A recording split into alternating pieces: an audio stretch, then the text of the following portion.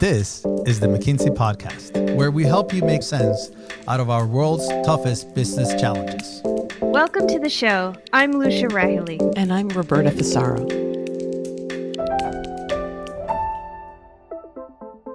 When executives tell me, aren't you saying that employees want to have their cake and eat it too? They want a strong culture and they also want to be flexible and work from wherever.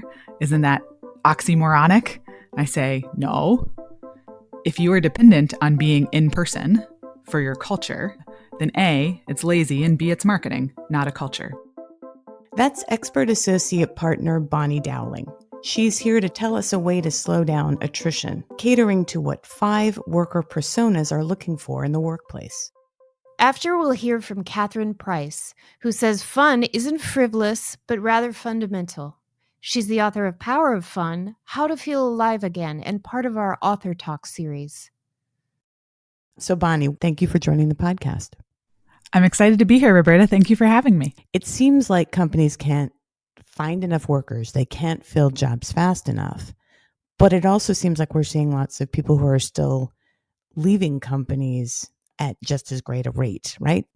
What did our most recent research on this Great Attrition reveal about these comings and goings? As you're aware, this is our second, or even third, if you will, installment of the Great Attrition, Great Attraction research. And this time we surveyed over 13,000 individuals from 6 different countries. So looking at Australia, Canada, India, Singapore, the UK, and the US. And that was across 16 industries and included people across all ages as well as incomes. And what we found was that you're right. People are continuing to quit their jobs. They're going to different industries. They are leaving the workforce entirely, things that haven't necessarily changed since our original research, despite the fact that the economy and the world has changed. Which begs a question about what's really going on and the disconnect between employers and employees and why we haven't been able to fix that. So as you mentioned, we've been looking at labor trends, right? Since the onset of COVID-19, are these numbers much different? Are things getting any better? So that's exactly why we did this research, was to understand what those trends were and what was happening, especially as we saw some things happen in the broader economy, things like inflation, things like economic uncertainty overall. But what we've seen is that at least when it comes to worker mentality, it has not caused a change. In August, when we ran this research and a very similar survey, 40% of employees said they were at least somewhat likely to leave their jobs in the next 3 to 6 months.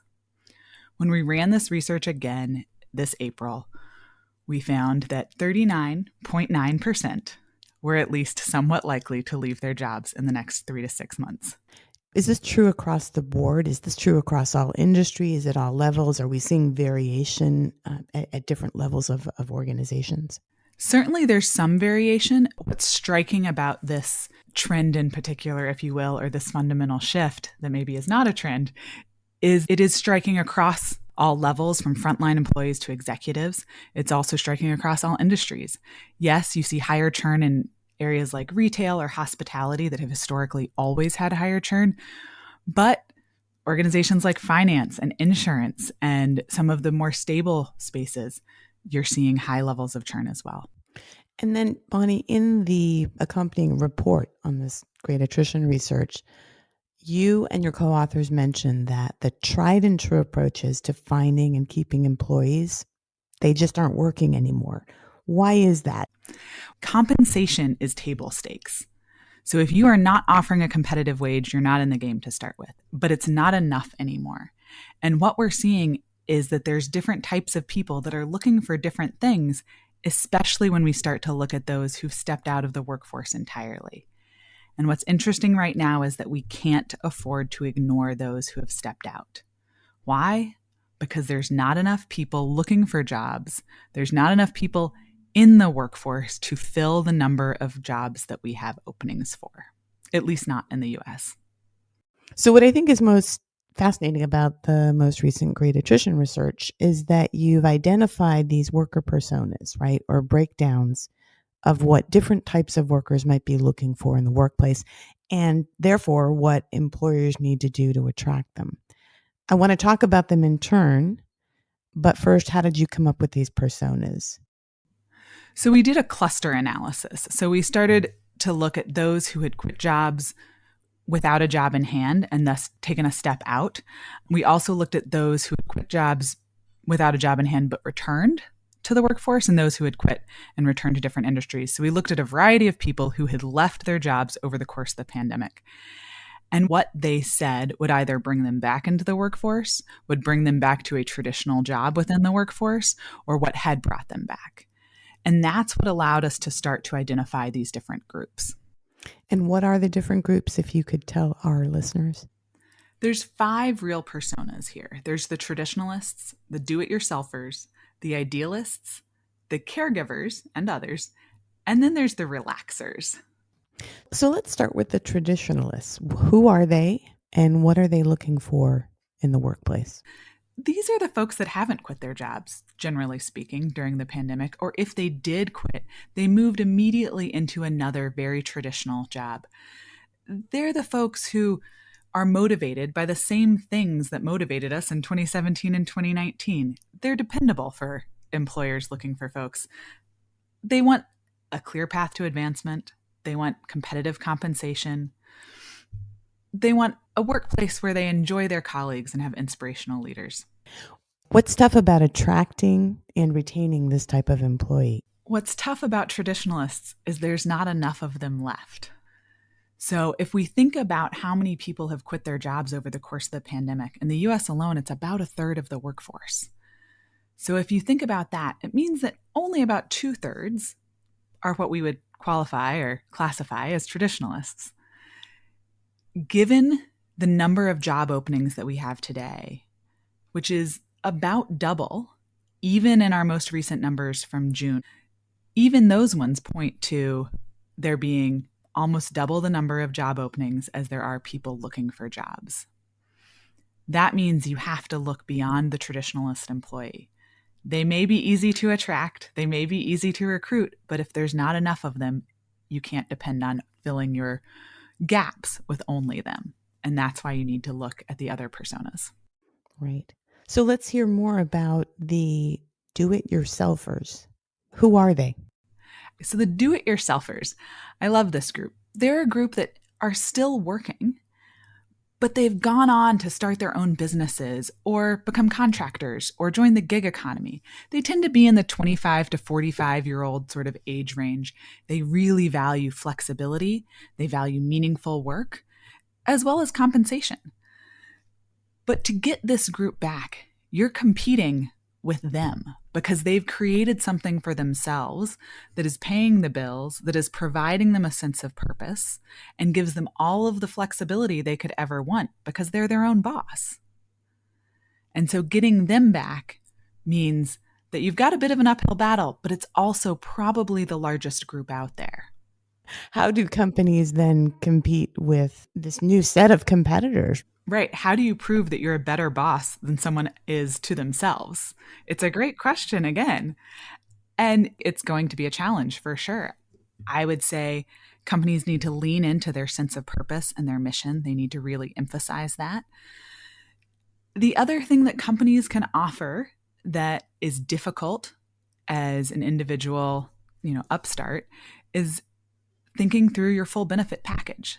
So not just your compensation, though having a steady compensation approach that is more recession-proof or has the ability to withstand an uncertain economy, that's helpful. And then thinking through what those benefits could look like that could offer something different and more attractive.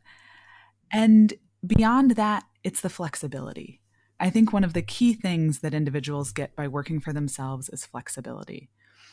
And if I think about when I really started hearing executives talking about employees leaving in droves, it was when they started telling me that they'd announced their return to office policy.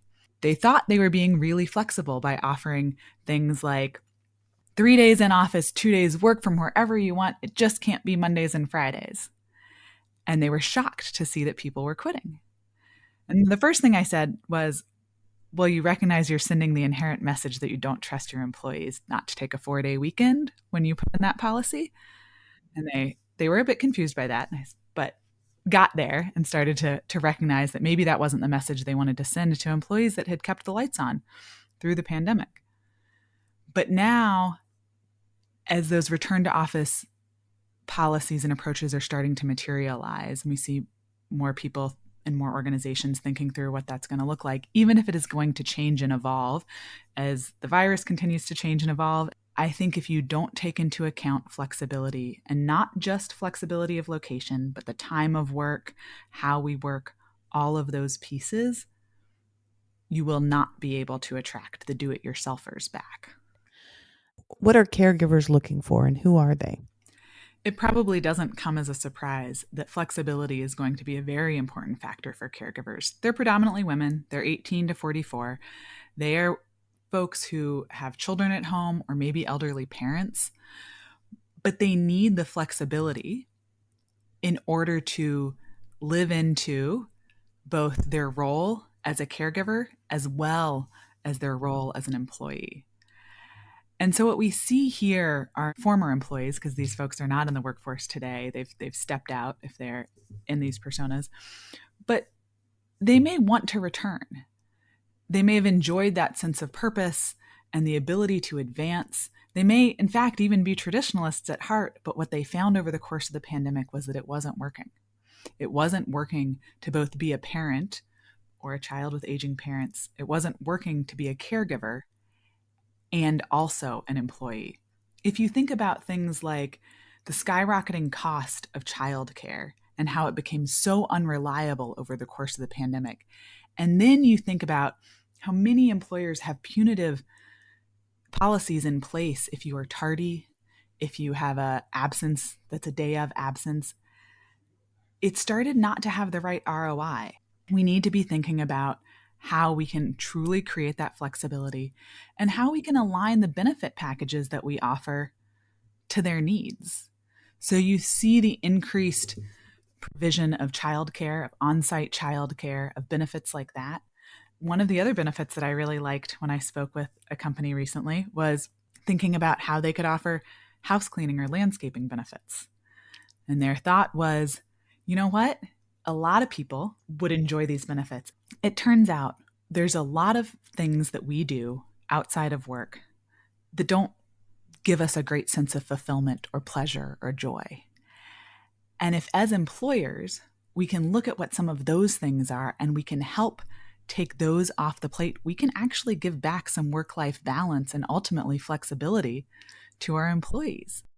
This next persona also is of particular interest to me because my older son falls, I think, into this category of the idealist. Who are the idealists and what are they looking for? What can companies do to bring them into the fold? It's probably not surprising. Our idealists are our younger folks. They're 18 to 24. Many of them are students. They may be part-timers.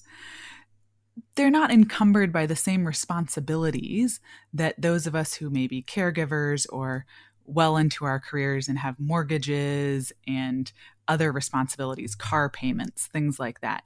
They're not worried about those things. So as a result, they're focused on different things. Flexibility remains top of mind for them. Maybe it's to work with their school schedule.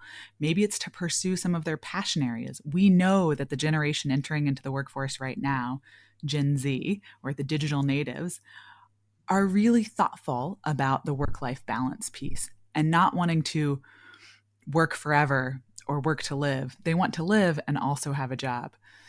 So the flexibility is really important. So is development and advancement. They want to see that there's a career path there that they can grow. They also want meaningful work. Purpose is very important to this group. The last persona on the list, but by no means the least, are a group that we're calling the relaxers. Can you talk a little bit more about this group? These are the folks that they've taken an early retirement for many of them. It's people who have retired or they're just not looking for work. They don't really have a reason to come back. They've actually said, we're not interested. We're out. But we also know that there's things that could bring them back. And we know that given the gap that we have, we do need to figure out a way to bring them back. And so what are they looking for? They're looking for something that is purpose-driven, maybe relates to a legacy that they would like to leave. They're probably not motivated by compensation the way others are, because they probably have enough money to live comfortably for a while. That's why they've retired and stepped out. They're going to want the flexibility element. They want to work with friends. We call them the Gronkowskis because they said they were retired, right? And then what happened with Rob Gronkowski, the American football player? He retired. His best friend Tom Brady called him and said, "Hey, you said you were retired. I was thinking about it too. But do you want to come back and win a Super Bowl?" And he came back to play. So those are the personas. And those are the people that we have to start thinking about how we can broaden our employee value proposition to encompass those different types of people coming in, and how we can focus on the elements of our employee value proposition that will be most appealing to those individual groups as we go out to attract. Is there any overlap among the personas, or is it truly you truly fall into one category or another? I think there's a lot of opportunity to move between them. So if I think of myself as an example, I said earlier, I believe that, I'm probably a traditionalist at heart because I haven't quit my job. I have a lower risk tolerance, if you will. I want to ensure that I know where my paycheck is coming from. But I'm also a mom. I also have a lot of responsibilities at home, and I'm burned out, like 42% of women out there, according to our Women in the Workplace research. Could I easily become a caregiver and step out? Yeah, I could. So I think there's a lot of opportunity to move between these. Could you be both at once? You could probably be both at once as well. It's a matter of, how you're prioritizing the different offerings of an employer and how you would think about what it would take to bring you back. Well, certainly the framework, the personas are a great tool for companies to look at their employee value propositions. There are certain characteristics common across them all around flexibility, compensation, development, purpose. Apart from getting this better understanding of the talent pool through these personas, what else can companies do to address the attrition problem longer term? The way that I like to think about what employers can do is that there's 4 different levers they can take. There is what our article addresses. How do you attract talent that is out there and looking back in? There's also how do you retain the talent that you currently have? You need to create a culture that is welcoming, that is sticky, and that doesn't mean bringing people back into the office. So think about what it is that you can do to show employees that you care about who they are and build a culture even in a virtual environment. One of the things that I like to say is when executives tell me, "Aren't you saying that employees want to have their cake and eat it too? They want a strong culture and they also want to be flexible and work from wherever. Isn't that oxymoronic?" I say, no. If you are dependent on being in person for your culture because you think people need to see the posters in the elevators or see people in the water cooler area, then A, it's lazy, and B, it's marketing, not a culture, because culture is how we interact with each other on a daily basis. It's how our managers lead. It's how our individuals and colleagues look out for each other. That's the core of culture, and you can do that virtually or you can do that in person. You just have to make the effort and invest and prioritize in it. But then there's 2 longer term plays as well. One of them is how do you change the work that you're doing in a way that means that you don't need as many employees as you did previously. That's rethinking how you work. That's looking at some of the gains that were made over the course of the pandemic in terms of automation, in terms of use of things like the virtual check-in process when you go to a doctor's appointment, or the QR menus that you see at restaurants that have started to be more widely used. And then the 4th one is how do you increase the supply of workers for the long term? How are you getting the next generation excited about your industry? How are you partnering with schools, vocational programs, universities, colleges, to offer the scholarships, to offer the flexible work schedules to attract them. All of those pieces are going to be really important to get people interested. Bonnie, this has been great. Thank you for taking the time and joining us today. Absolutely. It was wonderful. A real treat. No matter what your persona might be, most people like to have fun, unless you're someone like me who hates fun. Right, Roberta? That's true. I mean, I kind of wish you would lighten up a little bit, Lucia. That is exactly why we need to listen to Catherine Price, author of Power of Fun, who says fun at work should be a priority, not an afterthought. So I think that we really need to rethink how we think about fun, less as this treat that we get to have only if everything's already going great, and more as actually almost like a tool that we can tap into to help ourselves weather the challenges that life may present us with. There's actually not a very good definition out there of what fun truly is. I came up with the idea that fun, or as I call it, true fun, is the confluence of three psychological states. It's playfulness, connection, and flow. So playfulness in the sense that you're doing things just for the sake of doing them and you're not caring too much about the outcome. And then connection, I think, is a fundamental element of fun, because in the vast majority of situations or anecdotes people have shared with me, another person or another creature is involved. There's also cases in which you can be truly connected to an activity or to your authentic self or to your body, but often there's a person, even for introverts. And then flow is the psychological state in which you get so absorbed in your present experience that you lose track of time, like an athlete in the midst of a game, or a musician playing a piece of music, or even when you're in the middle of a really engaging conversation. All those states are great on their own, but I've come to conclude that when we are having what people describe as fun, true fun, those three elements are present. It's playful, connected, flow. I do think that fun is much like romance, that if you try to force it too much, it's not going to happen. What you can do, though, is set the stage for it. I think if you're in a leadership role, one thing that really actually is conducive to fun is to allow your humanity to show. So to back up, when we are having fun, one of the prerequisites is that you're not putting on a facade. You are actually expressing your authentic self. You are laughing with people. You're letting down your guard and letting go a bit. That is not something that often happens in a professional culture. So I think anyone in a leadership position who's able to make a joke at their own expense, or, just have a more kind of lighthearted, less professional, less jargony kind of attitude, that's actually going to help.